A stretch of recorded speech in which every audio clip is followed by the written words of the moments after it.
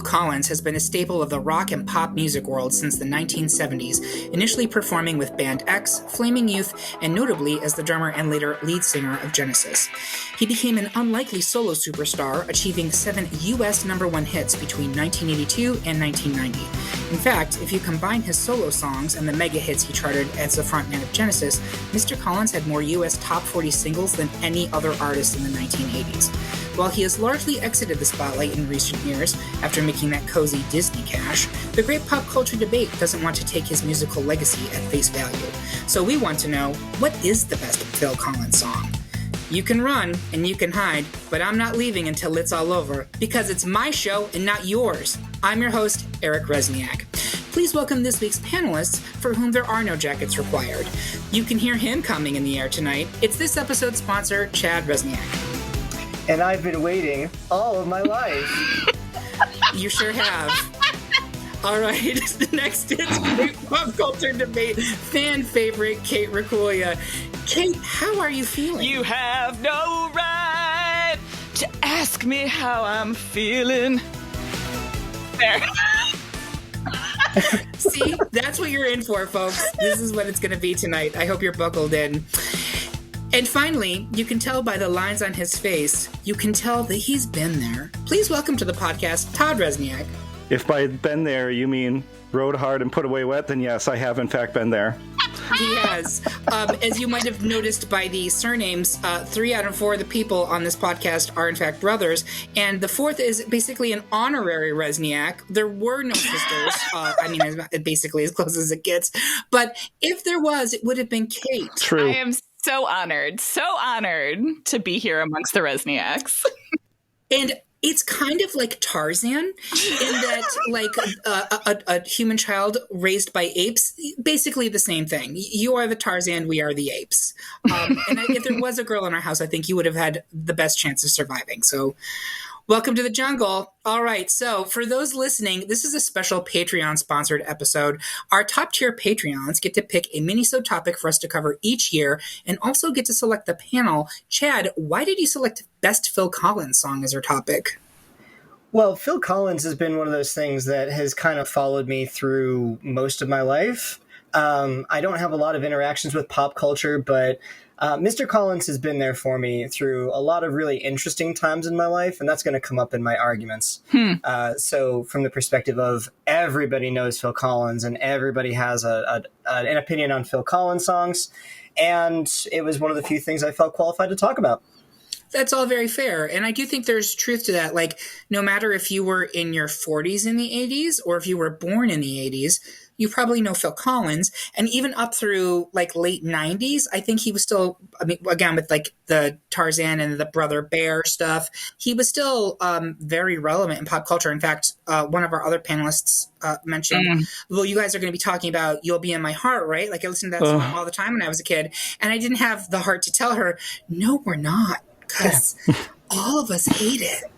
Because it will not be in the bracket. No, it will not. Sorry. I mean, you can be in your 40s in the 80s. What if you were like 8 in the 80s, but a 40-year-old inside? Then you would really like Collins. Yes. That was Chad. Same. Invisible Touch, Chad. Invisible Touch. That was how I got into it. That is correct. Had this really stark memory of staying home from school. I must have begged off being sick or something. Watching The Price is Right, eating watermelon, listening to Invisible Touch on the cassette on a Walkman. Yes. That's like the most 80s sentence I've ever heard. And I wish I'd thought of it, to be honest with you, because that sounds fucking great. Exactly. The Walkman is an important part of that magic, though. It sounds completely restorative. Why are we not doing that right now?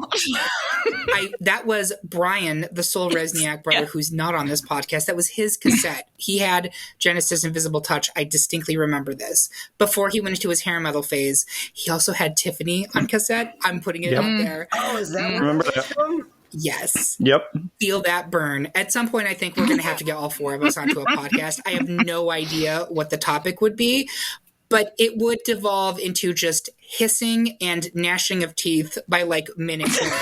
It would be terrible, but also amazing. Chad was concerned about a bunch of in-jokes with me, and I think if we had all four of us, it would be nothing but in-jokes. Yeah, it would be even worse than this is right now. So with that being said, there are 2 more of the top tier Patreon spots now open. So if you're interested in sponsoring a debate, head over to patreon.com/Great Pop Culture Debate and become one of our best supporters ever now. So how does this work? Since this is a mini-sode, there was no public poll. Our panelists went through Mr. Collins' discography. We stuck strictly to his solo stuff, so no Genesis songs are on here. R.I.P. Invisible Touch. Seriously, and Land of Confusion. It certainly would have been a different top 16 if those were in there. Absolutely. 100%. Yeah. Follow you, follow me. Oh, yes. My argument is we could do a separate Genesis episode. That's a separate episode. Yeah. Maybe But then how would you- 2022. Right, but then how would you do that with the Phil Collins, Peter Gabriel? I'd include them all. Yeah, I tried to, but all of the all the Peter Gabriel stuff is, in my opinion, kind of garbage. So You shut your mouth. You shut your mouth. You shut We're your off to a great start. No. Buckle up, folks. So we took our individual top 15s, we created seedings based on those scores, added those to a bracket, and now we argue about it and insult each other all for your amusement. Want to play along at home? Go to greatpopculturedebate.com and find the polls and brackets tab. There you'll find the listener bracket for this and every episode of our podcast.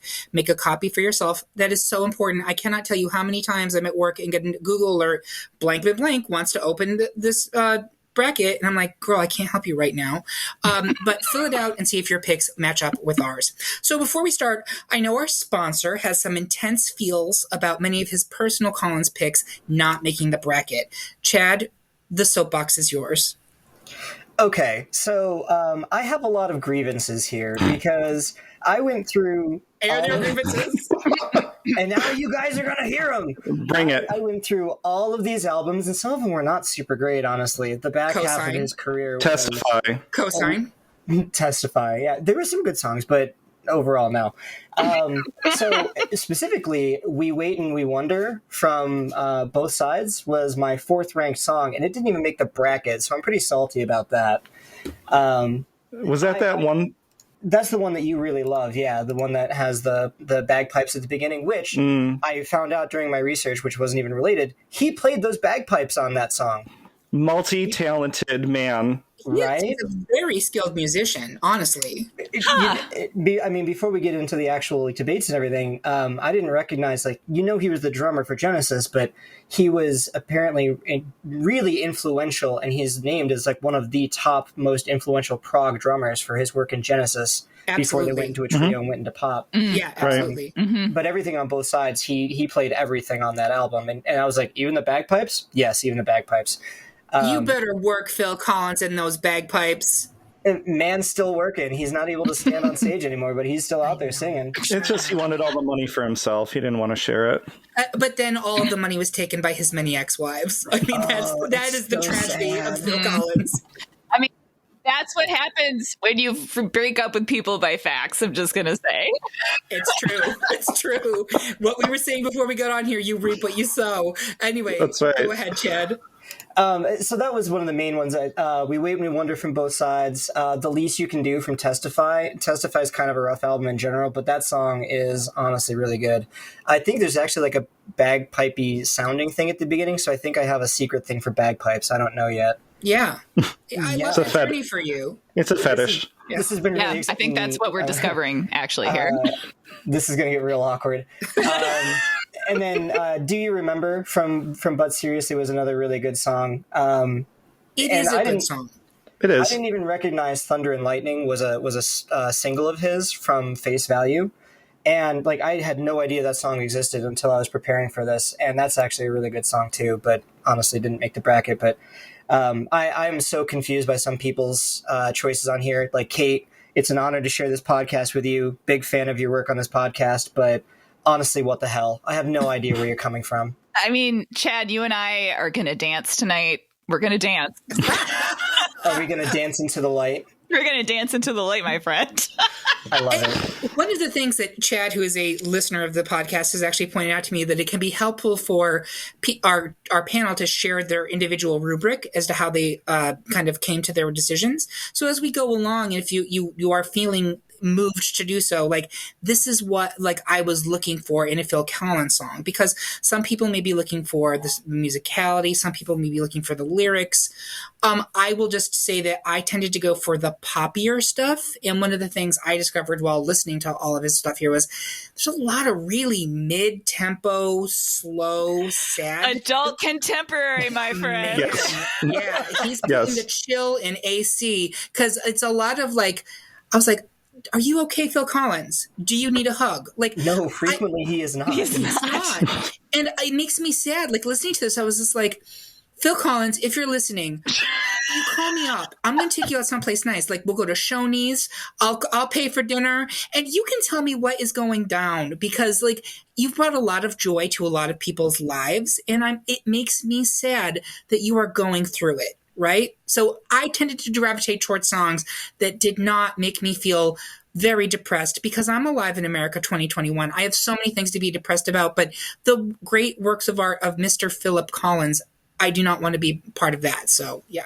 No, I think you have a really good point, because I was really excited to do this research. Like, Phil Collins is one of those artists that I was well aware of. Obviously, I lived in the 80s. You could not escape him, but I never listened to any of his albums. I'd only heard his singles. And I thought, this is somebody that I'll bet you has some really great deep cuts. And as I was going through the albums, it's just like you said, Eric, I found like a lot of it was just mid-tempo and frankly kind of sad. Mm-hmm. And so I was very surprised that really I ended up with mostly his pop singles in my in my bracket. Like, the man who gave you Sussudio and Invisible Touch, but like 90% of his catalog, You have no right. But even that one has a pulse. It does, And a lot it of his does. other stuff, it's just like, slowly waiting for death to take me. And I feel for you, Phil Collins, because genuinely, like, I love him. I think he's a great musical artist, and I think this is a great debate. But, like, it made me sad that he was so sad. Kate, what about you? I mean, I love the sadness. Like, I think that is partially what drew me to him as, like, when I was like an 8 or a 9-year-old. Of course, I love Invisible Touch. That song fucking slaps. But like the like over dramatic pathos, it's like divorce adult contemporary. It Like, is so it's that. and there's just something about it that is, it feels like exquisite camp to me. Like, Yes. there's something that's what really draws me to it. But in general, my rubric was based on what is the actual like musical quality of the song, what's the performance like, and where does it stand in pop culture? Kind of, those are my three. That was my tripod. Yeah. Well, So Kate, if you were looking for sadness, I've got good news for you, because your bracket made me very sad. It was doing what it was supposed to, Chad. I was listening to some hardcore Phil Collins after looking through your bracket, just like, what am I missing? Is there something wrong with me? Hardcore and Phil Collins do not go together. That's also true. Yeah, Todd and I had a conversation last night about if there are any Phil Collins songs that are bangers, and we've settled on there are no bangers, but there are bops. Yes, Yes. yes. That's fair. I mean, Sussudio and Easy Lover are the closest you're going to get to a banger, but that's they're true. still bops. They're still bops. Yeah. They're definitely bops. Yep. But consider that on at least 3 of his albums, a solid 3, his most recent divorce was a driving force. Yes. Like, Yep. the dude was going through failed relationships, like he was collecting #1 hits, and that informed a lot of this. And Yeah. in talking about Porque no los rubrics, dos. Like, what'd you say? I would say Porque no los dos. #1 hits, divorces. Like, easy come, easy go, right? Easy Lover. Easy Lover. That's right. And that was a little bit of my rubric. There is somewhat ironically, because my normal musical genre is completely indecipherable vocals that are being screamed over just wall-to-wall guitars and drums. So I come to Phil Collins for something slightly different, which is that that oft ignored white straight male pain. Oh, yeah. That I don't think gets enough of a voice in modern pop culture, and especially on this podcast. Well, that is fair. And like, we actually did have, I don't remember was it Tim Burton? It was Tim Burton episode where Jim Zadzik, who's now a panelist, was on there, and he's like, I'm the voice of the father with children. I have a wife. And I was like, thank you, Jim, for bringing diversity to this podcast. The voice of a straight white male, and it's true. Like, he literally is our only straight male panelist. It's remarkable, but it's a real shame. It's a real shame. It really is. With that being said, hello, we must be going. So let's get into the actual debates. 3/4 of the panel was actually with the odds, preferring against all odds to Separate Lives. But Kate has decided that we have no right to tell her how she's voting. Goddamn right. That's right.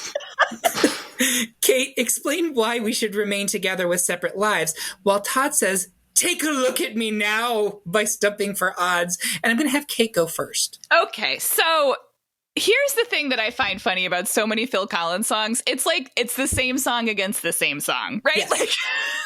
Like one, it's like, is your personal preference you want to shout at someone who has broken your heart, you have no right, or take a look at me now? And I feel I personally would rather shout at someone, you have no right to ask me how I'm feeling. You have no right to speak to me so kind. So good. Anyway, this song is like in the grand tradition of great 80s movie tie-in ballad duets. Like, it was actually on the soundtrack for a movie called White Nights, directed by Taylor Hackford and starring Gregory Hines and Mikhail Baryshnikov as like both defecting dancers from the USSR. I don't know, but it's how Taylor Hackford met Helen Mirren. Oh. Also on the original soundtrack was Say You, Say Me by Lionel Richie, which that is a jam.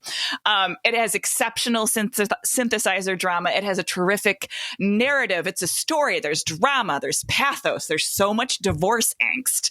And it has that incredible, you have no right to ask me how I'm feeling. It's so good. It's the most exquisite cheese. This is my preference. It is, and I feel like this song should come with a complimentary case of Tab, because I feel like that was the soft drink of choice of divorcees, and also and my you father. build that wall, yes. Yes, it's true. No, that's a great way of putting it, Kate. And you mentioned it, it's cheesy, but it's so earnest to me. That if it's a cheese, earnest. it is a dry cheese. Like, it's moon cheese, right? Like astronaut cheese.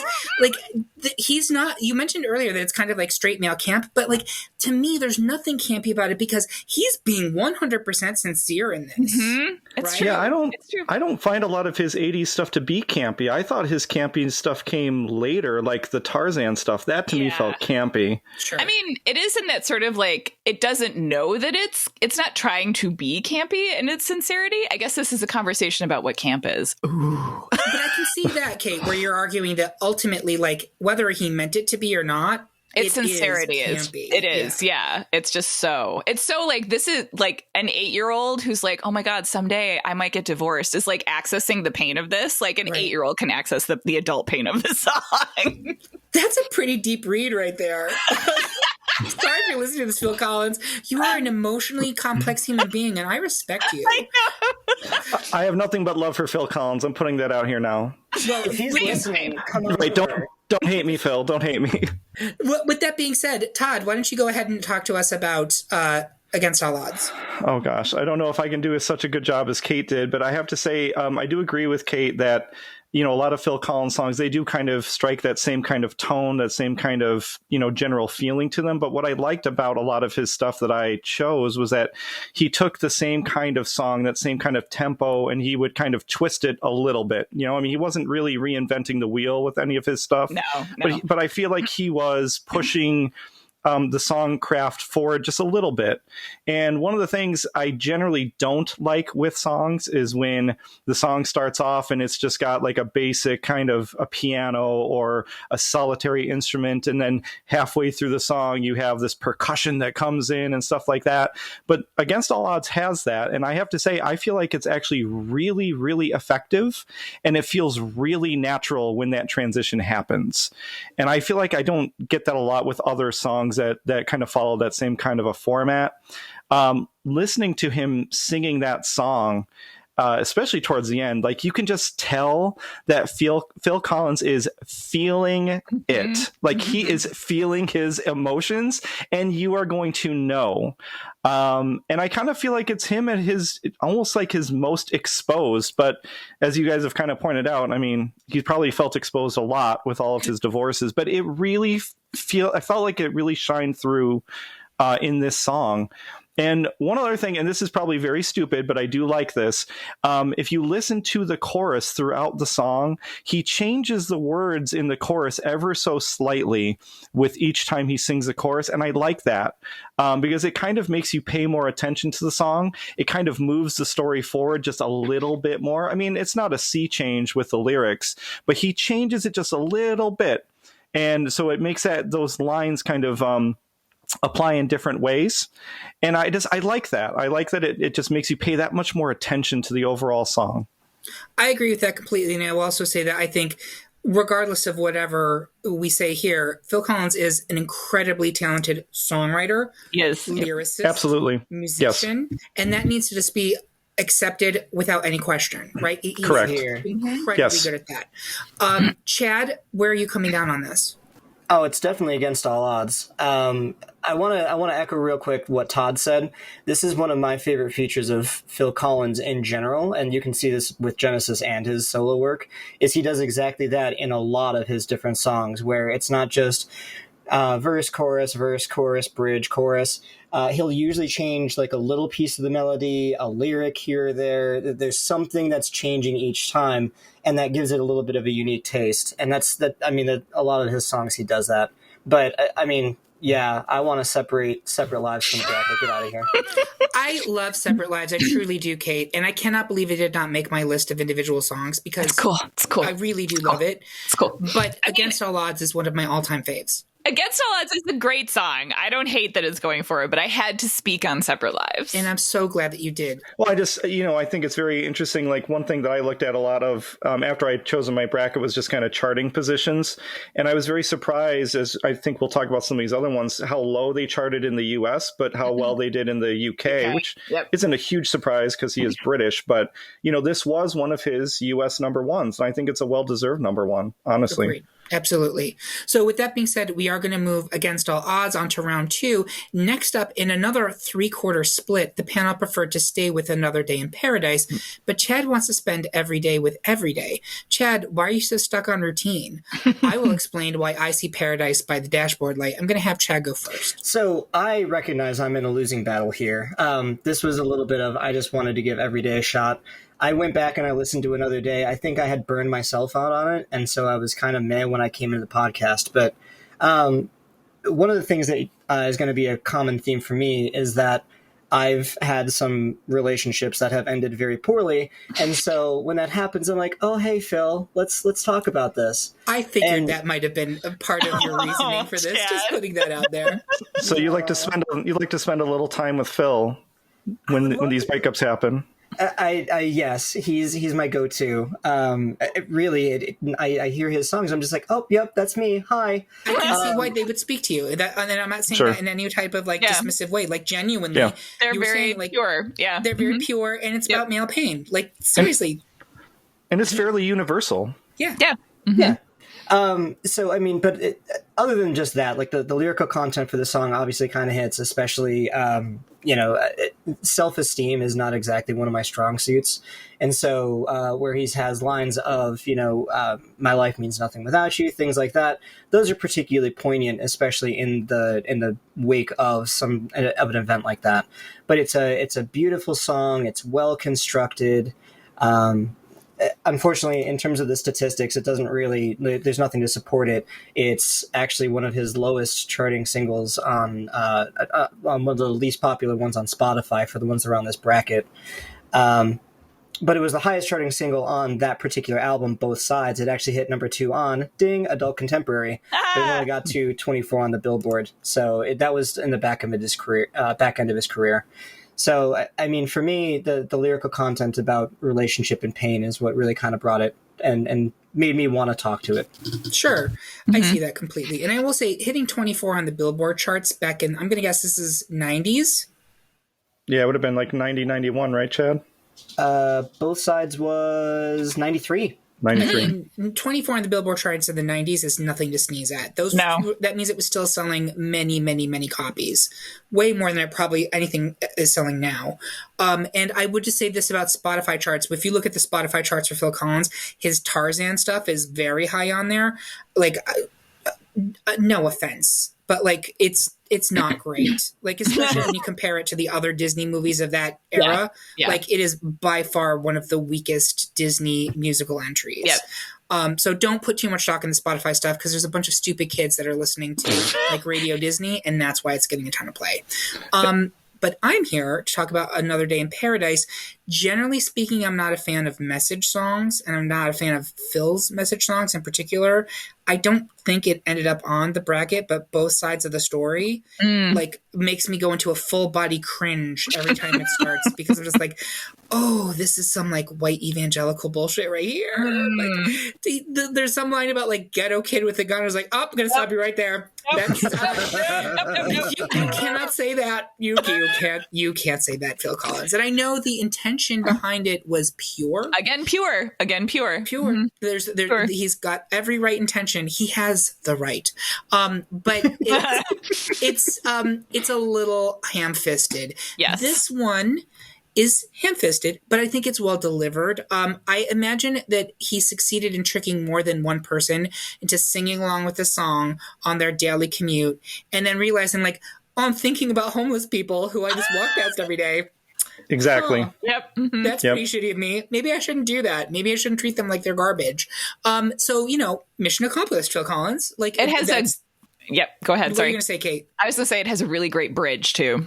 It does. It does. And I love a good bridge. And I was about to say, musically, it's very well crafted. I think like the tinkling piano notes almost sound a little bit like a toy piano to me. They're slightly off key.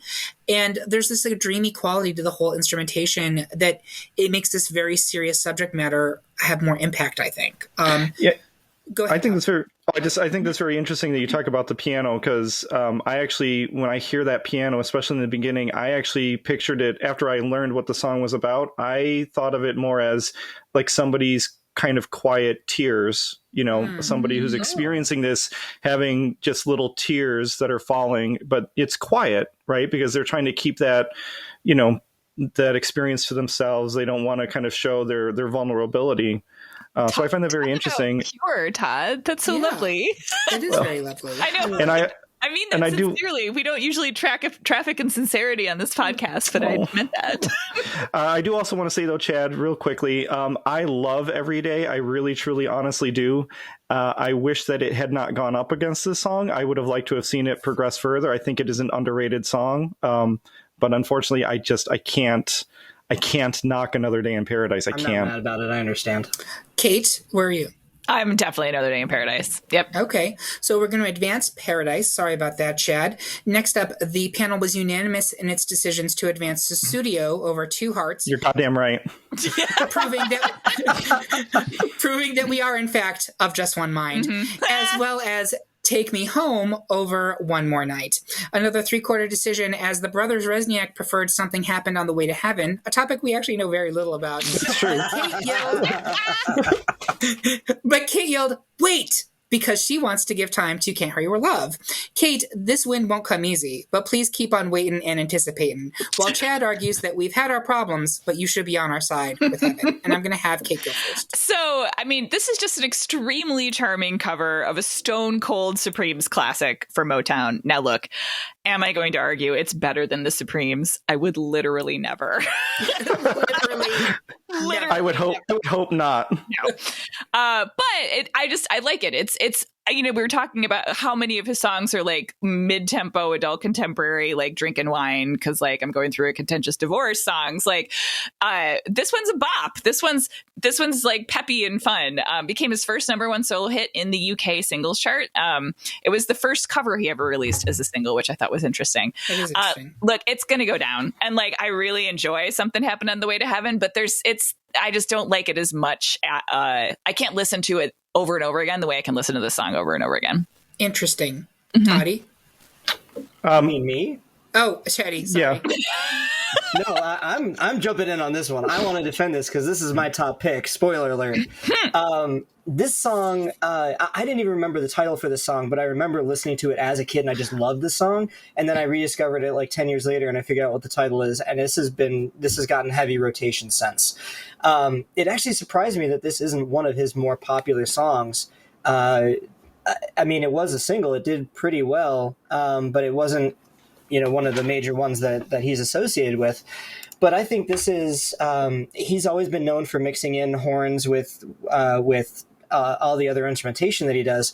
And I think this song is really kind of the perfect mix of everything. It has the horn section. It has the guitar. It has, I think, a really strong vocal performance by him, which, I mean, for a guy who was primarily started out as a drummer, he's an amazing vocalist as well. He's great. And this doesn't have like the full range of his, soft and heavy, but it's a really good performance on all levels with it.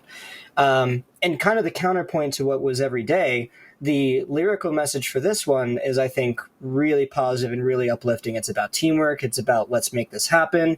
It's about, whatever we're going to do it together. And it ends with "Please believe in me," and I think that's one of the things that I think everybody could use a little bit more of, is with your partner just believing in each other and being able to move forward. Chatty, you're swaying me. Look at all this wholesome content on the Great Pop Culture Debate tonight. I feel like I need to just start swearing. Right? Oh, can I swear? Oh, yeah, you can swear. Absolutely. I go very blue on this show, Todd. I've been waiting half an hour to curse. You've been waiting all your life. No, you can absolutely swear on this. This is my moment. I need to grab it. Chad, that's a great persuasive argument. Yeah, and it is. I'm going to echo everything you said about the song. I'm going to hold on to it because, Kate, are you relinquishing? I'm swayed. Swayed. Please believe in me. Okay, I do want to say this though, because I'm not. So it was interesting that Kate talked about like the songcraft, right? You were talking about kind of your rubric, that you use, songcraft, and so I find that very interesting that you chose this song because it is a cover, and that's actually one of the reasons why I think I actually did put this in the lower end of my bracket, because I do feel like he did have a couple of good covers, but for me, I would rather kind of give preference to original compositions. Like if I'm going to elevate a cover in terms of a ranking like this, you need to have done something pretty radical to the song, really kind of reinvented it and made it your own. And unfortunately, when you look at, or when you listen to this and you compare it to the Supremes, this is a fine version. It is. But just like you said, like, you're not going to sit there and try and convince somebody on the street that this version is better than the Supremes. Nope. Yeah, I was the same, Todd. He had his True Colors cover is also good. Oh, yeah. It's a good cover. It's all right. I think it did well. Again, compared to the original, not even close, but I certainly weighted his original songs much heavier in my so it sounds like we may be universal now. We're universal. We're all together now. Mm-hmm. All together now. Well, there you go, Diana Ross. She can sleep easy. She was sharpening her knives. I want you to know that. Our one and only tie in round one was between Groovy Kind of Love and I Wish It Would Rain. Todd, consult the Weather Channel and give us the forecast for rain, while I will explain that when I listen to Groovy, then I don't feel so blue. And I'm going to have Todd go first. Oh my God, the Weather Channel, that takes me back. I knew it would. With I Wish It Would Rain Down, he has a lot of ballads. I know that's something we've already kind of talked about. But something that really kind of elevated this one to me is, honestly, it's the guitar. That opening guitar riff, it's pretty awesome. It's soaring. It's kind of cutting. It sounds, the whole song as a whole, it sounds crunchier and grittier than a lot of his other stuff. You can hear it in his voice. It's a little more gravelly. And the backup choir, I'm kind of 50-50 when it comes to using backup choirs in songs. I think they can be super effective. Like Madonna's Like a Prayer. But there's other times it can be very, very preachy. And I felt like in this song, it's a nice touch. It's not overly done. But it definitely adds and elevates to the song. It's just one of those that I can picture listening to really any time, whether I'm feeling down or I'm feeling up. It kind of evokes different memories and different feelings depending on my mood. I can't think of a time that this would come on the radio and I would say, you know what, I don't want to listen to that right now. It's just one of those kind of earworms that you forget about, and when you hear it and rediscover it, it's like seeing a friend that you haven't seen in a long time. More wholesome content. I don't know what is even happening. I love it. I agree, Todd. The guitar solo on this song is epic. It's really good. But if you want to talk about earworms, I think that Groovy Kind of Love is the catchiest melody that Phil Collins wrote. Now, it's basically a snippet of a chromatic scale. It's not exactly like reinventing anything major, but it is really, really catchy. It's super effective. It's actually it's from a classical piece. He didn't write it. Nobody wrote it. Yeah. Well, that would make sense then. Yep. Throw it out. Disqualified. No. It is a cover, yeah. Yeah. Right. So it is a cover. So the melody is the rondo from, I'm going to pronounce his name incorrectly, Muzio Clementi's. It's a sonatina, Opus 36, number 5. I can guarantee you that at no point in my life prior to hearing Groovy Kind of Love was I familiar with whatever Kate just said. Yes. So to me, this is an original song. And you should get some culture then for being the great pop culture debate. The great I don't culture. go to the theater because I can nap at home for free. Nice. But to me, this is one of his sweeter songs. It's a very sweet, it's like so many of his songs are about falling out of love and struggling in love and being miserable and just downing a fifth of bourbon. But this song is about falling in love and being sweet and being nurtured by your partner. And that's I wanted to celebrate that.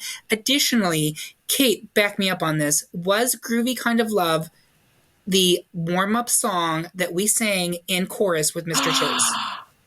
It was. It was.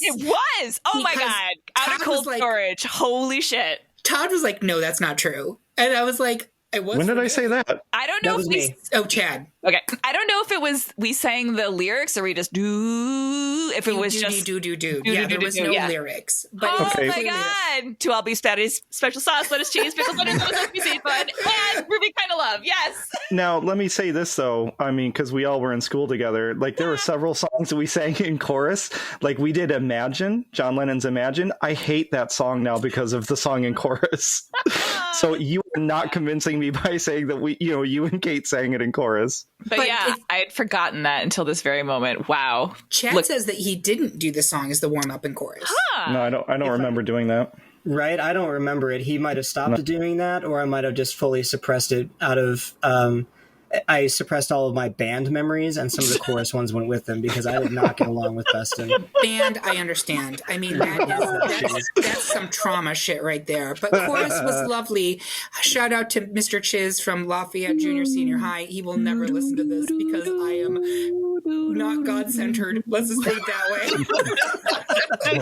way. As one of my early neighbors down here put it, I am not a Bible scholar, son. It's true. But with that being said, I'm going to go Chatty, which one are you going with? I don't even really love I Wish It Would Rain Down. Part of the reason that you guys are picking up on the guitar work in that song is that's Eric Clapton that's playing on that. Oh, that makes me like it less, I'll tell you that. Yeah. I know that's a demerit in 2021. The worst. Yes. the cream of Clapton. But that does explain though why the guitar solo is so good, because I mean, think what you will of him. I mean, he is a fantastic guitar player. I guess. Right, and that's actually go ahead, sorry. No, it's just, but I honestly did not know that, and in the, I guess, context of 2021 and COVID and things like that, that's definitely a issue for me now. It's a demerit. It's a demerit. It's a demerit. We do wrestle with this on the podcast, though. I think Kate and I have been on episodes where this has happened, where you do have to disentangle the artist with the art. Certainly the Whedon stuff that came up with. Yeah. So I'm hearing that, and I'm paying homage to that, but I'm not going to let that sway my opinion one way or the other. Kate, where are you? Oh, I'm a Groovy Kind of Love, 100%. So, Chad, you're the decider here, and if it is a tie, Chad's going to break the tie. Well, and I will say that Groovy Kind of Love is officially a cover. The original rendition was recorded by American singing duo Diane and Anita. and released as Groovy Kind of Love on the French EP One by One in 1965. Yeah, I thought I had heard that before. Like, I thought it was an actual cover, not just, he took part of the melody from some 800-year-old composition. Kate's statement is also true, but then he covered this. He covered it, yeah. The original songwriters wrote it based on that, and then he covered it there, yeah. To potentially offset everything about the Eric Clapton, the music video does feature Jeffrey Tambor. No, that doesn't upset Eric Clapton because he's also problematic. Oh no! I didn't know that. Oh my god! Yeah, listen, I don't keep up on how everybody that's problematic. There's too many problematic people for me to keep up. Basically, all right, I'm going to stop talking. Yeah, no, you did a great job. That's some excellent knowledge you just dropped on us. Congratulations! And I have to say, the fact that it is in fact a cover makes me swing my own vote, even though I advocated to I Wish It Would Rain. So I'm not going to use the tiebreaker for this. So, Kate, are you going to stick with Groovy Kind of Love? I am fully with Groovy Kind of Love. It's like, it was also a soundtrack cut from a movie that he starred in. He starred in a movie called Buster that was like a UK movie. Oh, that's right. Yeah. Yes. So this was on the soundtrack also with Two Hearts, Living in Just One Mind. You like what you were saying before, that like if you're going to do a cover, there has to be something transformative about it. And I think that this has such a soul. It has such a sweet, gentle, it's not an up-tempo hit. It's kind of a ballad. And I think it's really lovely. This is one of my favorite Phil Collins songs, period.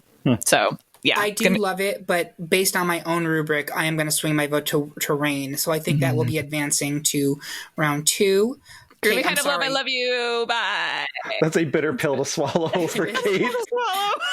Way to go, Todd. I had to do your job for you.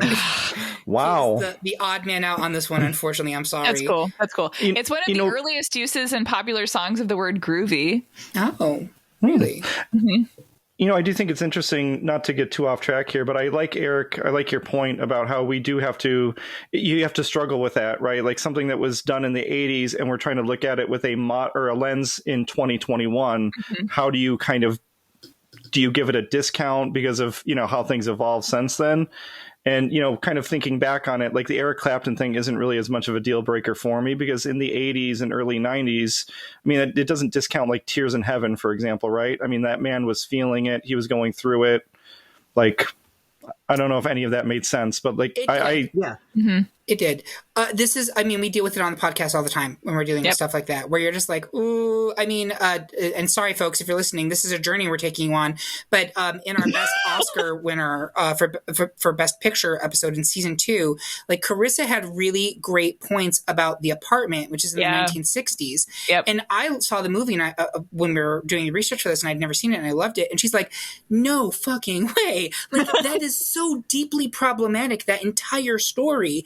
And I was like, well, shit, she's right. Like, and it's things that you just have to grapple with, and you talk about it and you acknowledge it, and that's all you can do. And then you have to make your own pick. So, it's frankly, actually, one of the things I like most about the podcast is it's reframing some of these things that have been out there forever, looking at them now and being like, does it still merit discussion on its own artistic merits, or is it something where like it was revered at the time, but now you're like, maybe not so much. It's a boot for me, So Our hot takes don't have such low stakes right now. Oh my Not God, right this now. is so sincere. I love it, Resniak. oh my gosh. We need to turn this around. 2021 is a pivotal year for us. Yeah, it's broken us. The majority of the panel is waiting for that iconic drum solo and pushing for In the Air Tonight to advance to round 2. But Chad wants to remind us and Billy not to lose his number. Chad, explain why Phil should remain in our emergency contacts. Todd, explain why we should keeping walking on air. I think that made sense when I wrote it at 1 o'clock in the morning, but it doesn't. Were you drunk? No, actually, I wasn't, sadly. But Todd, go first. So In the Air Tonight, correct me if I'm wrong, but I believe this is one of, if not the first Phil Collins solo single. It is. You are correct. I can confirm. And I got to say, like, I honestly, when I found that out, I did not know that until I started kind of researching for this. And I was floored that not only would somebody like Phil Collins, but a record company would take such a gamble by putting out a song like In the Air Tonight as an artist's first single. You would not hear that or see that happen in today's music industry. It's such a sparse, song, especially for the first like half of it. It's almost like there's nothing going on, but that's kind of what I like about it, is that it felt like it is such a unique song. He has these wonderful swells in that second verse, where he goes, well, I remember, and it just swells, and it promptly cuts off. And it's like this just dichotomy of just this really loud sound and then total silence. And he uses that echo effect. There's that echo effect throughout the song, and it's used really well. It's not overly done. This is another one of those songs, and I talked about it with Against All Odds. Again, I'm not a huge fan of drums coming in halfway through a song. It doesn't seem like it because the song also has it, but I love it. I love it. They kick in at like the 3-minute and 45-second mark. So 3 minutes and 45 seconds, there's no percussion. And then it just comes in with this blast, and it's just really, really effective. And I don't know, you just keep getting this feeling as you're listening to the song the entire time that it's building to something. Like, it doesn't just kind of get halfway through and then that's it. It just keeps building all the way until the end of the song. As a first single, to me, it is just a massive artistical statement and achievement, I think, in terms of songwriting. And I was also very floored that, it only reached number 19 in the US. But again, as a first single, I kind of get it, because it really sounded very different than what you would have been hearing on pop radio at that time. What year was it released, by the way? I believe that was 81. Okay, just so everybody knows, 1981 is arguably one of the worst years in music. It's like, you look, it was on, I think like Debbie Boone, You Light Up My Life, I believe, was like, someone correct me if I'm wrong, but I'm pretty sure I looked this up at one point when I was doing a project on the gayest song of every year that I've been alive. And like 1980 was like, oh my God, this is pathetic. I'm not to completely like contradict you, but I do believe that Olivia Newton-John's Physical was released towards the end of that year, because I believe that was the number one single during December of 1981. Don't ask how I know that. According to the Billboard Hot 100 top singles of 81, it's Betty Davis Eyes, Endless Love, Lady, Just Like Starting Over, Jesse's Girls, Celebration, Kiss on My List, I Love a Rainy Night, don't even know what that is, 9 to 5, Keep on Loving You, and Theme from The Greatest American Hero, believe it or not. It's actually not that bad. It's not that bad. But you're not wrong, because that was the time when we were transitioning from like the death throes of disco, and we were still trying to find our way into like the new wave, and that kind of stuff. So you're right, 81 was kind of barren. All those songs, well, a lot of those songs that Kate mentioned are great songs, but I'll bet you that those were more like oases in the desert than kind of the norm for that year. I'm telling you, I looked it up at one point and I was just like, oh my God, this is grim. Like 80 and 81 were rough. But that being said, I don't want to get too off topic too late. So Chad, you're really preferring Billy Don't Lose My Number? Yes. Question mark? Question mark? So sell me, Chad. Sell me, please. Sell me. I'm going to. I'm going to start this out. I'm not going to win on the merits of Billy Don't Lose My Number. Part of the reason I chose it is because it is a bit of a bop, right? Sure. You already filled in the Air Tonight winning. That's just rude. That is just rude. Tell me I'm wrong. You're not. So when I first started with when I put this song in here, I was like, okay, I hadn't done my research on it. And I was like, it sounds like there's a story here. Like, he's got his friend Billy, and Billy's getting in trouble, and he's like, hey, don't lose my number. And I'm like, that's really cool, because that's outdated, because that's not something we have to worry about anymore, because of cell phones. And I went and I researched it, and no, he just made up the lyrics. Like, it has nothing to do with anything. So that was pretty sad. The music video does have a reference to the Alamo, though, which is a fun little piece of Phil Collins trivia. He's apparently real big into the Alamo and is an honorary Texan because he's donated so many Alamo memorabilia. Well, that's something to be proud of. Yeah, that's all. Speaking of problematic, my argument's mostly not going to be supporting Billy Don't Lose My Number. It's going to be attacking In the Air Tonight. That's what I figured. I figured we were getting there. Yep. Do you want me to wait for the next round for when it's competitive? Hold on to your let's do that. let's wait until let's save that. And Well, shit, I've been firing all my best stuff. I'm in trouble in the next round. I got plenty. I'm loaded for bear, Todd. Don't worry. Okay, thank you. That's what comes with experience, Rook. That's true. I should have realized with the Resniak reunion, I needed to bring more than just a couple of bullets. Absolutely. Absolutely. All right. So we are going to advance in the air tonight. And finally, in round one, the majority of the panel wants to put out for Easy Lover, but Todd has his aim set on I Missed Again. Kate, why are you on your knees for Lover? Todd, see if you can find the votes for Missed. I'll have Kate go first. So Easy Lover is a bop, as we discussed. It is. So Phil Collins was actually working as a producer with Philip Bailey, who's one of the two lead singers of Earth, Wind & Fire, on his solo debut, Chinese Wall. And they decided to write a song together, and this is it. It has an incredible verse. It's super funky. It's super catchy. The video won the MTV Video Music Award for Best Overall Performance in a Video in 1985. I just prefer the song as a piece of songwriting, as a duet. I like it more than what's it up against? I missed again. I missed again. Yeah. It's just, but I missed again.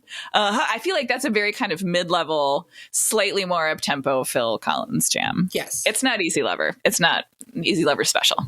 It's on. Todd, talk to me about I Missed Again. Okay, so I'm going to say I missed on this pick. I missed. Oh, I was going to do that. I went back and re-listened to it. I think the reason why I chose this one is because with Phil, with my bracket in particular, I seem to gravitate to either the stuff that was actually pretty fast or the stuff that was really, really slow. And I Miss Again really wasn't any or either of those things. It's very much a mid-tempo song, and I didn't choose a lot of those. This, I think, was also, by the way, his second single, I think. And I thought that was also very interesting, that I kind of gravitated to the stuff that came in the very beginning of his career and the stuff that came later on, not like that sweet spot of the mid 80s, but regardless, I do like the song. I think that the horns, complement him in the song well. He does use a lot of that more in the mid 80s for sure. But, I can't really put up much of a defense of it. Looking back on it, Easy Lover has to be the choice over I Missed Again. Sorry. I like you, I Missed Again, but I don't love you. So yeah, to me, I'm glad you just admitted, you just put up the white flag there, because it's an indefensible position. Yes, it really is. Easy Lover it's my theme song. I feel like it was written about me. But beyond that, it is just a fucking banger. I think we said earlier that he doesn't have any bangers, but Easy Lover is a banger. And also, it has been covered many times. And each of those covers that I've heard have been really good, but they don't take away anything from the original. So we're going to advance Easy Lover. Chad, you don't disagree, I'm assuming? Oh, no. Easy choice. Easy choice. And that is it for round one. We're going to take a break to reunite with the other members of Genesis, and we will be right back.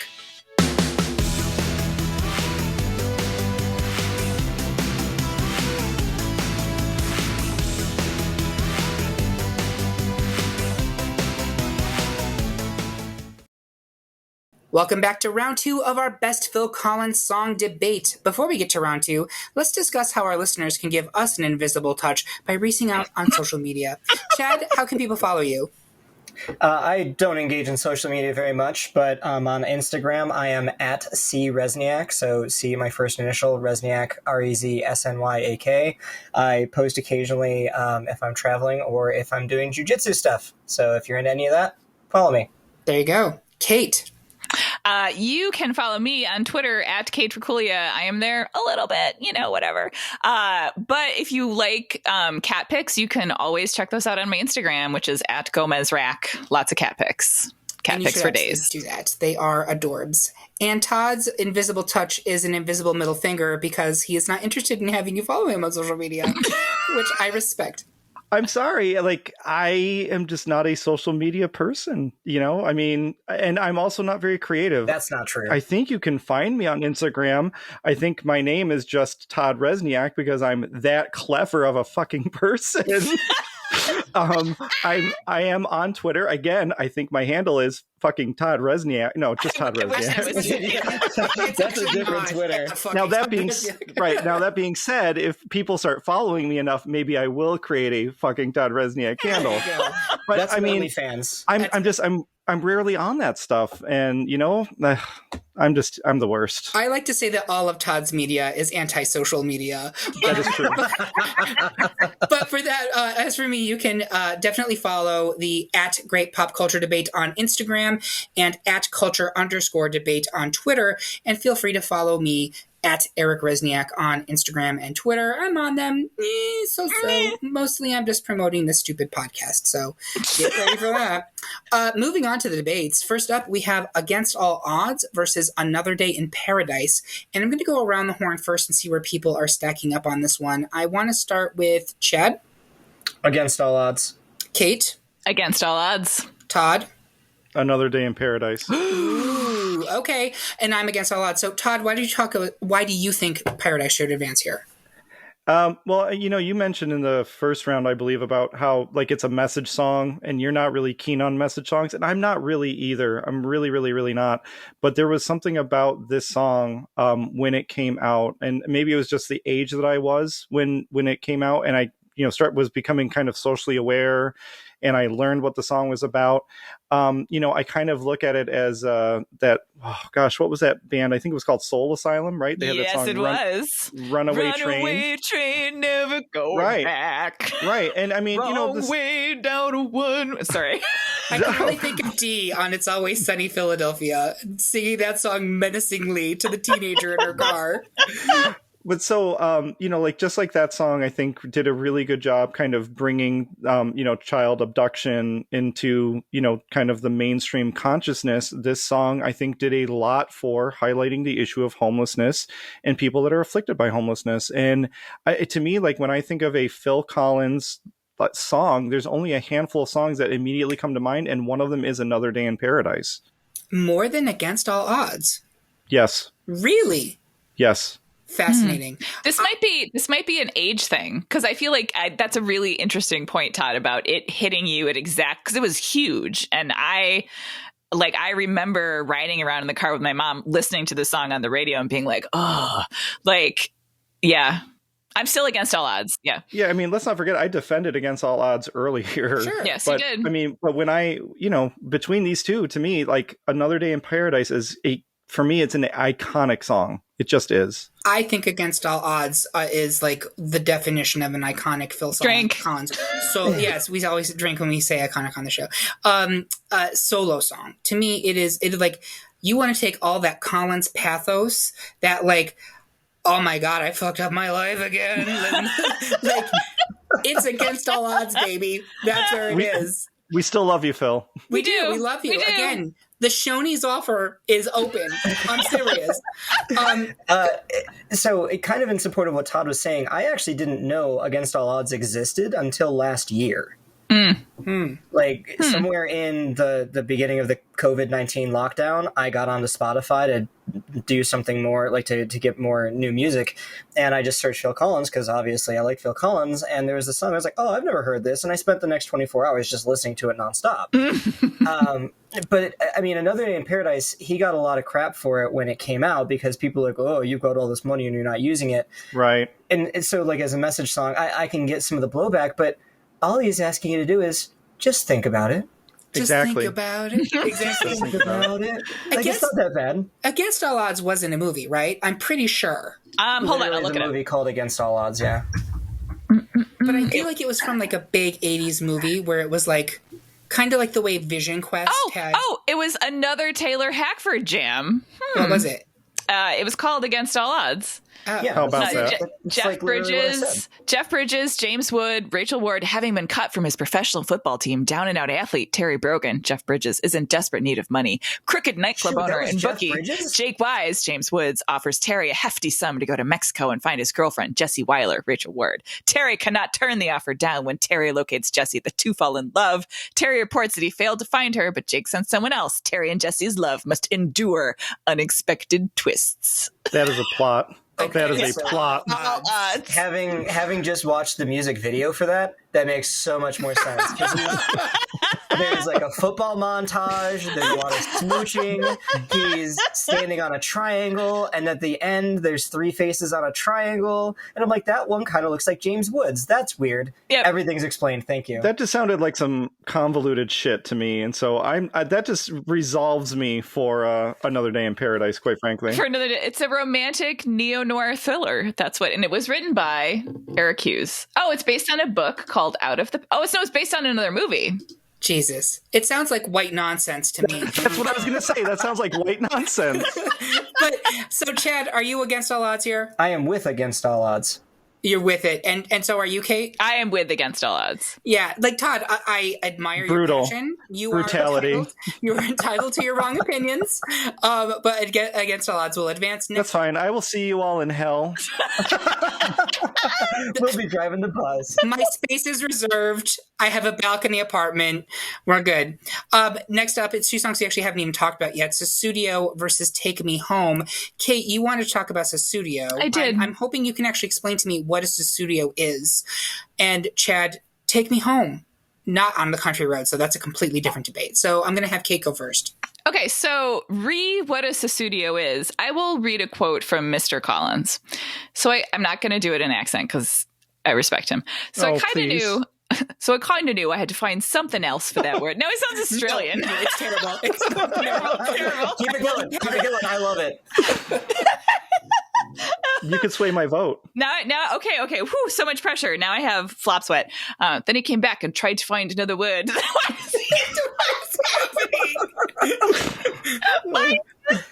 Phil Collins Down Under. Tried to find another word that scanned as well as Sussudio. And I couldn't find one, so I went back to Sussudio. It's a made-up word. It doesn't mean anything. Great. So anyway, it's just iconic drink gibberish. But I want to say, according to Patrick Bateman, and I don't disagree, it's a great, great song and one of his personal favorites of Collins' oeuvre. As he's about to murder Jared Leto, correct? No, that is Hip to Be Square. Of course. Sussudio is when he is abusing the sex workers. Oh, yeah. Well, Yep. I mean, it's not. Well, it's the. It was the 80s. It was a different time. Yeah, you're right. It's the sex work part before the abuse comes in. Right. There you go. Yes. Right. And if you're going to have that a soundtrack for a scene about ordering around sex workers, Sussudio is the soundtrack that you want. So It is. thank you. It is. It's a great, great song. It is a great song. Anything else to say about it?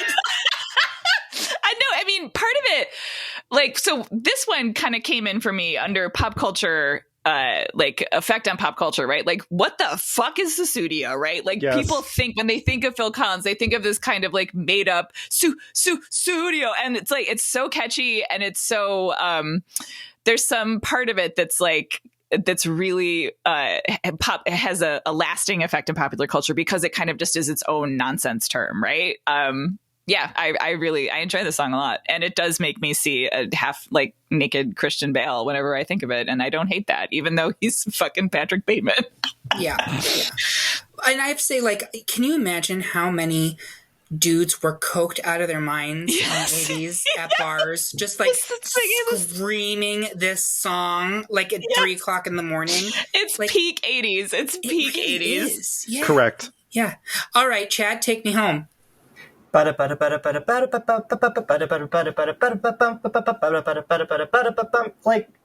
mean, that's just kind of an iconic little thing. It That's is. not going to do it. That's not going to do it. It took me a minute, Oh. and then I got there. Right. I'm like, what even is that? It's the intro. Yeah. Yeah, it's isn't it? It is like a throughout the pale whole song, imitation. too? Yeah, okay, I'm not a synthesizer, all right? And I'm glad you're I'm not. a human being.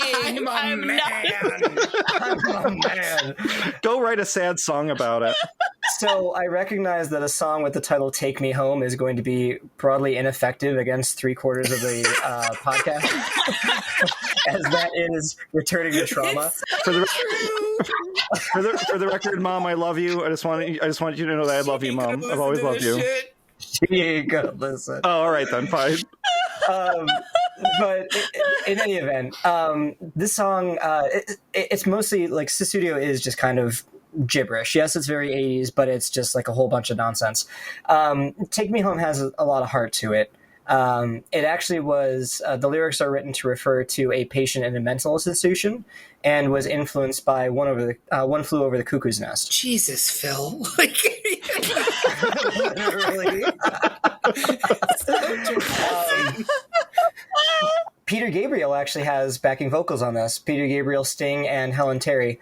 And what I think is kind of neat, I went through and I watched all the music videos, which was kind of a trip last night. And so the music videos actually have him traveling to all of these different locations that he was going to through the No Jacket Required tour. So like Take Me Home, anything. But this is also one of the songs that he's used a lot live as his encore, which makes a lot of sense. One of the reasons I like this song, though, is, No Jacket Required is kind of like, I don't know, it's the start of Phil Collins. Like it's very iconically Phil Collins, but I really like his next album, But Seriously, a lot better. So this was kind of like my gateway drug into Phil Collins, and then I got into the other stuff, and I like that more.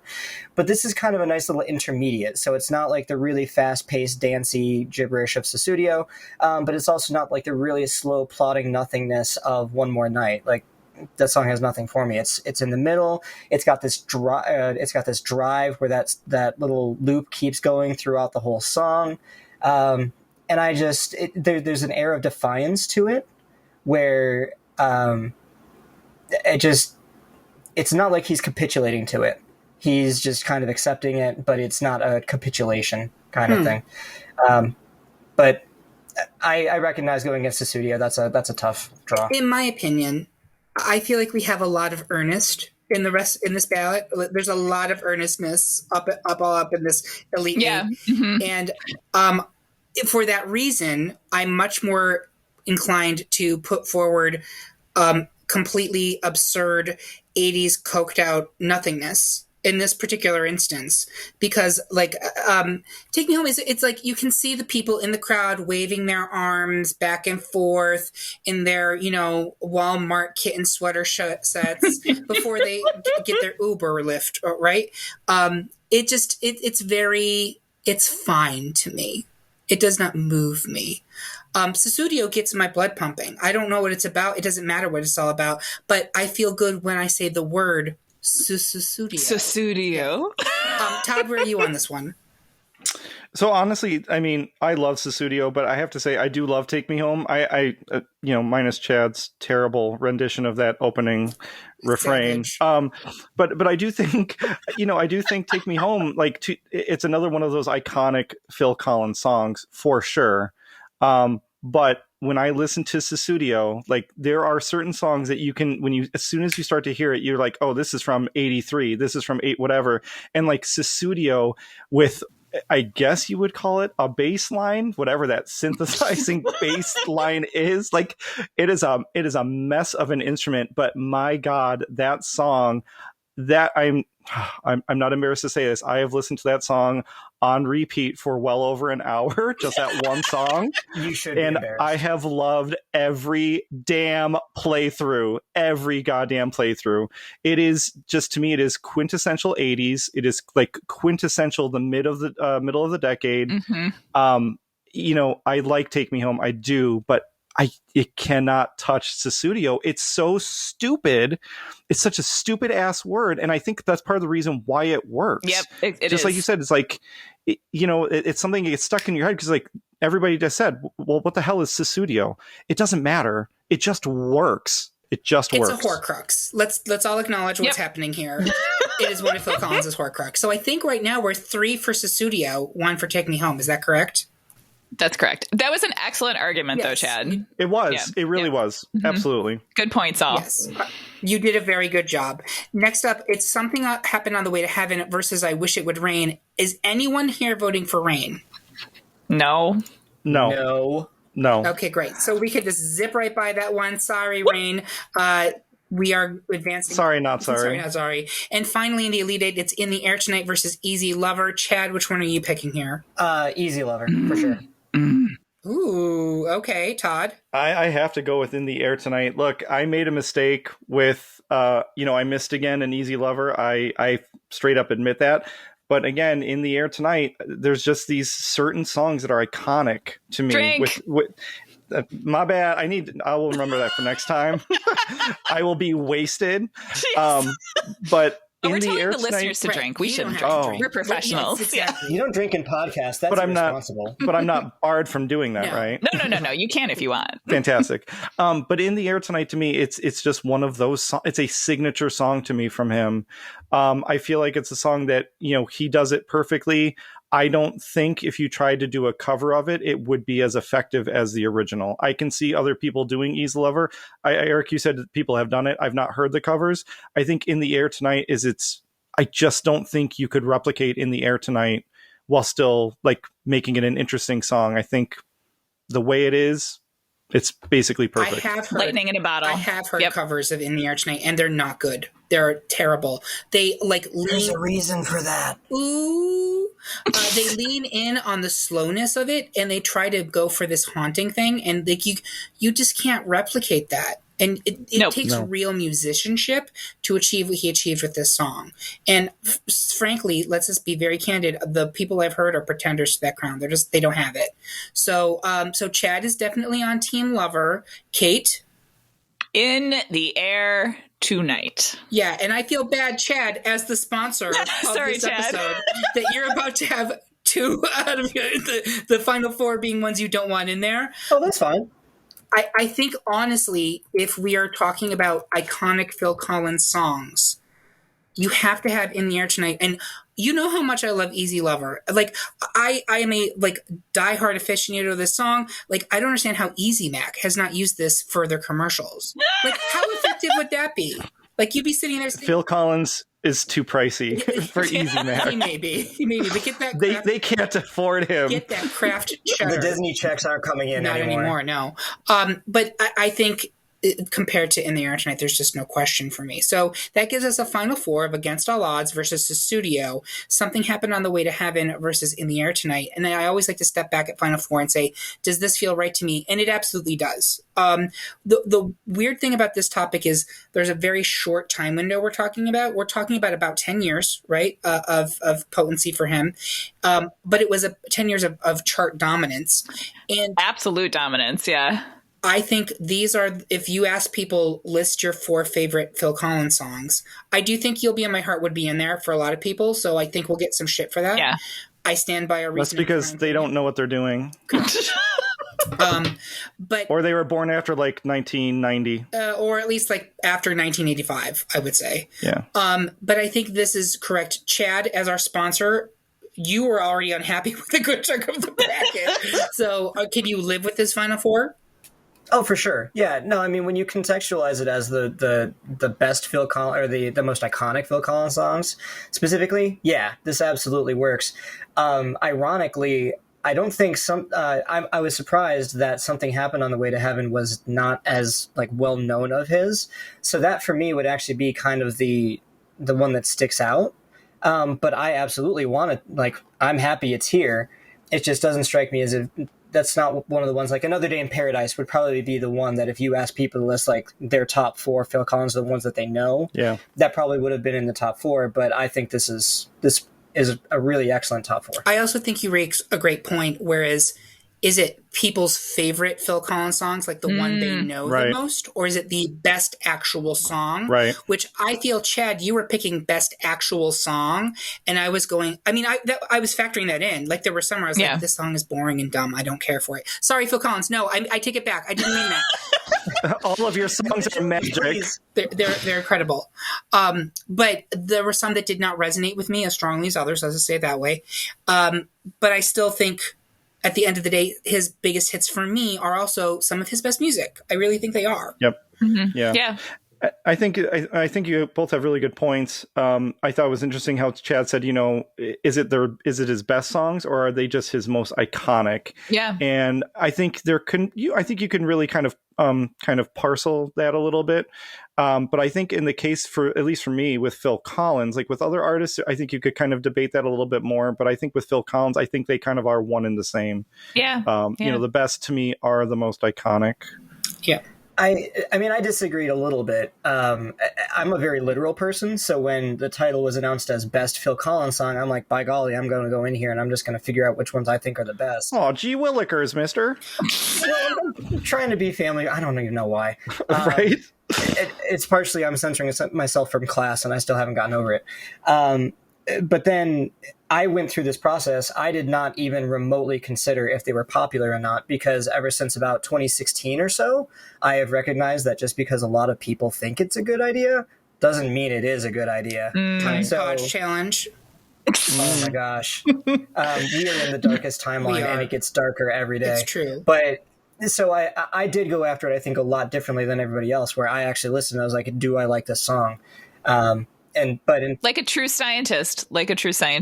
I rely on empirical evidence because I am not a creative individual. You just have defective ears, Chad. I have also literally no taste. I'm secretly trying to make Chad cry so I can taste his tears, so it'll give me more power. My emotion, I got rid of emotions circa 2015. Yeah. You sound like a Resniak. Exactly. I do think that what we will do is create a playlist of all of the songs that we have nominated. Yes. And we'll go ahead and we'll put that up on the website as well. So if you are listening to this and being like, well, what fucking songs did Chad nominate that these, tasteless bozos didn't give any, consideration to, we'll put all of them up and you tell us that we're wrong. And tell our sponsor for this episode, thank you for sponsoring this episode, Chad, that he was right and we were wrong, because that's the whole point of this podcast. With that being said, let's go into the final four. Against All Odds versus Sussudio. I'm going to start with Kate. Sussudio. Oh, you are wild. Todd? It is no question. It is Sussudio. Really? No question. No question. Sussudio was my number one pick. And look, Sussudio is one of those songs, and it's going to sound really dumb and really cheesy. Like Sussudio? Yes. Yes, exactly. If I'm having a crappy day and I want to raise my spirits, I can put on Sussudio and it will make me happy. Yep. It is a mindless, just dumb, this is a blatant kind of commercial pop single. This is not, I'm trying to make some sort of a statement. I'm trying to, kind of expand my artistry. This is, I want to make a catchy song so you will buy my record, give me your money. And I am here to say, take all of the money you want, Phil Collins. I will give you all of my money. That's actually a compelling argument, because I am a long-term card-carrying member of Team Get Money Bitch. So I hear that. Chad, where are you? Oh, I mean, I'm against all odds, but with Sussudio specifically, it was actually kind of a message song, where it's such a radical departure from his first two albums. That's why this No Jacket Required started with this, basically to be like, this ain't gonna be face value, and whatever the other one was, Hello, I Must Be Going, I think. Yeah. It was basically meant to say, this is not what this album is going to be. But I still think Against All Odds. Sussudio, the fact that it's just completely gibberish lyrics, it's thoroughly 80s. It is probably the single most 80s song I've ever heard in my life, and I love 80s music.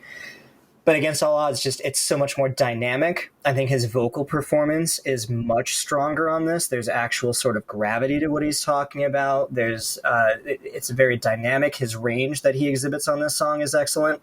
And I just think it has I just like it better. So I'm also Against All Odds, which would make us split. And in the case of a mini-sode, when there are not seeds, it goes to, normally I would be the original tiebreaker, but since this is a sponsored Patreon, I'm going to give Chad the tie-breaking vote here. Which one advances to Final Two? Are there any last-minute attempts to sway me here? My cat just jumped on the desk and he said, Sussudio.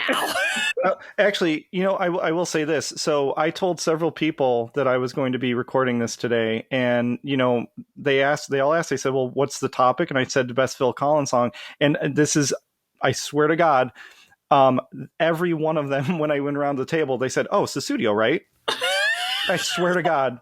I was telling a coworker of mine today, because I was leaving work early, so I could come and do this. And I mentioned it again, and he said the same. He's like, oh, so Sussudio, right?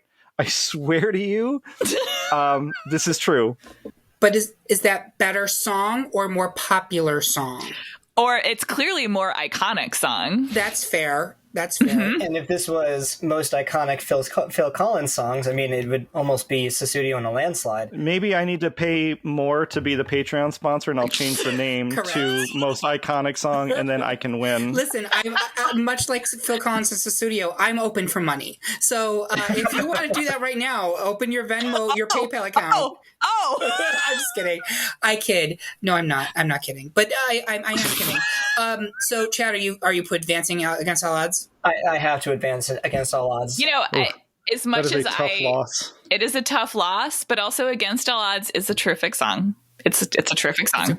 It's a terrific song. That stings. That stings so hard. I need some does. aloe. Welcome to the podcast, Todd. And by the way, if you're listening to this, I don't know if any at this point it should be out. The best holiday movie episode became traumatic for Bob Erlenbach. Oh no! Oh, poor Bob. What did you do to him? He was put into a Sophie's Choice situation again, and he was the deciding vote on one that he knew the people would hate him for versus the one he felt should advance.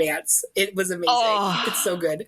Anyway, Something Happened on the Way to Heaven versus In the Air Tonight. Todd, which one do you prefer? Something happened on the way to heaven. My man! Chad. Something happened, for sure. Kate. You're smoking crack in the air tonight. I'm changing it in the bracket. Are you smoking crack in the air tonight? You get that out of the bracket. I see what you're doing. So here's my thing. Okay, what's your thing? Please, there are ladies present. I mean, are you talking Nobody about here me? wants to see that, I assure you. No Talking one wants to see that. My argument here is this. Yeah, if you need me to make an in the air tonight argument right now, I'm ready. I'm ready to go. Put me in, coach, but go ahead, Eric. Which song do I like better? No question, it's Something Happened on the Way to Heaven. I love that song. I think it's awesome. I think it soars. It starts and it just speeds, right? It continues to build momentum as it goes, and I love songs that do that. But if we're talking about the best Phil Collins song, the artistry in Air Tonight is incredible. It's his first single, and Todd, you talked about this. What an audacious way to start a solo career, to come out with something that is categorically not a song that should be popular. It is a weird, ominous song that in 1981, we said? Yeah. Yeah, Yeah. it was 81. Was unlike anything on the chart. It's actually quite prog rock in its way, right? It is. It's a real transitional prog to like what he was going to do after Song for Him. Yeah. Yeah. And but also it's not just artistically masterful. We've talked about that. The pop culture resonance that it has goes far beyond, like at the time it was extremely popular, but I want to take you all back to 2, 3, 4 years ago. There's this YouTube series of these young kids reacting to music that they've never heard of before. And there's this clip of the two of them listening to this song, and they lose it when the drums come in. They were not expecting it at all. And their reaction to watching this song went viral. So let's parse that for a second. A young 20-something's reaction to a song from 1981, their reaction itself went like bananas. The world exploded over this. And I know Chad and Todd are like, what the fuck are you talking about? But Kate, back me up. Is that not accurate? Yes, that is accurate. It That was is a accurate. thing. I think they're teenagers. I don't think they're in their 20s. Yeah. No, I'm not here thinking what the fuck are you talking about. I'm here thinking, why are we validating people by watching their reaction videos about shit? So, Well, That's a whole different podcast. That is. That is. and that's a great point, Kate. You were going to say something? so do you have more argument? Because I have more. I can go. I'll just wrap it up by saying this, is that I hear what you're saying, Todd, and I, in fact, also had that feeling when I was driving home thinking about the song, because I was actually going to argue against this song. But then I thought about it, and the why those reactions matter is I do think there is something really special about passing on pop culture from generation to generation, and then seeing the next generation revel in it. Kate, here's a throwback. Do you remember when we were in HJ and we did that whole Beatles thing? Sure do. Literally the same thing. Yep. It's like you're discovering this treasure, right? That was buried for years. Not really, but you knew nothing about it. Yeah, it wasn't native to your childhood or your existence. Yeah. But you made it native to you. You took ownership of it. This song does that. Not just for that, but it's all over pop culture. It's everywhere. It's used in trailers still today. Like there's something about this song that is incredibly special that to me elevates it beyond just simple pop song. It's a work of art. I know that sounds super highfalutin, but I genuinely think that's true. It's the haunted mansion is to Walt Disney World. In the Air Tonight is to Phil Collins songs. Yeah. Like, Yeah. it is. You know, like, reference. oh, wait. All right. I didn't score high enough on the SATs to get that. No, so do you want me to go? Yes. Am I ready to go? Go. Okay. I literally don't know what your arguments are that aren't for this song being the best Phil Collins song. Like, what is Phil Collins? Many things, multi-talented, but he is a drummer. What does this song have? One of the most face-meltingly amazing drum breaks in pop music history. Wrote the song out of grief after divorcing his first wife. It's so lyrically enigmatic and interesting. It's a complete mood. Iconic moments in 80s pop culture. The Risky Business, first episode of Miami Vice, like has its own urban legend that it's a confessional song about that time Phil Collins didn't help a drowning man, to the point that Eminem references it in the song Stan. Like, That's amazing. I did not know that. his Wow. biggest Right. and most enduring contribution to popular culture and pop music, and as a song itself. And I think that this is what, like, that reaction video, the fact that people still like have a reaction to the song, positively or negatively, right? I like certain pop songs are self-perpetuating machines, right? Mm-hmm. Like, you never get tired of listening to them. They always sound incredible. This always sounds incredible. Wow, I have to say, one thing that I have learned from this whole experience is that you do not come to a debate with Kate unless you are prepared. Girl. Because, my God, I felt like I could, like, see you taking your earrings out. Like, Yes, okay, this is how it's going to be. The Vaseline was in the hair, honey. She does not take any quarter. No. So let me say this, I guess, real quick. I'm not going to try and defend Something Happened on the Way to Heaven. This is what I will say. The reason... Blasphemy. No. So here's why. Because Sussudio was my number one, and Something on the Way to Heaven was my number two. And I think, honestly, at that time, like, I had, oh my God, as I was filling out my bracket, I had just listened to literally hours upon hours upon hours of very bland later Phil Collins. Again, respect Phil Collins, you know, you're doing your thing. But so at that time, like, those two songs, because they were just punchy, they were upbeat, they just got me into a mood. And it really hurt seeing Sussudio get knocked out, because now we're going to have two ballads, right? In the Air Tonight, Against All Odds. I think it would be very interesting to have an up-tempo song versus a ballad. That being said, I really can't argue. I mean, I talked about In the Air Tonight. I talked about how it was such a special song, and you know, how it hit in 1981, and that's still true. So I have been swayed. I would support In the Air Tonight. Also, let me make this point, and then Chad, I'm going to get to you. I'm going to let you finish. But if we just said that so much of his catalog is darker, slower, more depressing, it's representative that the top two songs would therefore be darker, slower, more depressing. Just putting that out there. Chad? You realize this is like how Darth Vader came to be, right? How so? Explain that. You are turning me to the dark side against In the Air Tonight. I will never listen to this song again in my life if this is what undoes all of my planning. Why do you think I knocked out Sussudio in the previous round? So that Todd would put his weight behind Something Happened on the Way to Heaven, and we would take the bracket. Oh my God. I appreciate your Palpatine-like machinations. Points for Gryffindor on that one. Unlimited power. Anyway, I'm just really getting such a glimpse into what it was like when y'all were kids living together. Jesus. I was woefully underprepared for this. People had like fucking strategies. Like, Chad's over here playing 3-dimensional chess. Like, well, if I make sure that his number 7 advances to number 4, then I can get my number 2 and number 1. I'm like, what the fuck? I just wrote down chart positions and I like the drums. Curtis Creekmore accuses me all the time of like being a sniper on the side and deliberately steering the way that the debates go. And I'm like, dude, I'm not even looking at the brackets when we're doing this. I have a script in front of me. I'm making sure that the audio is recording in the background. I don't know what I picked next round. I don't know what I'm going to win. I used to get sniped all the time by our cat when we were kids. I'm glad we got a Trixie reference into this debate somehow.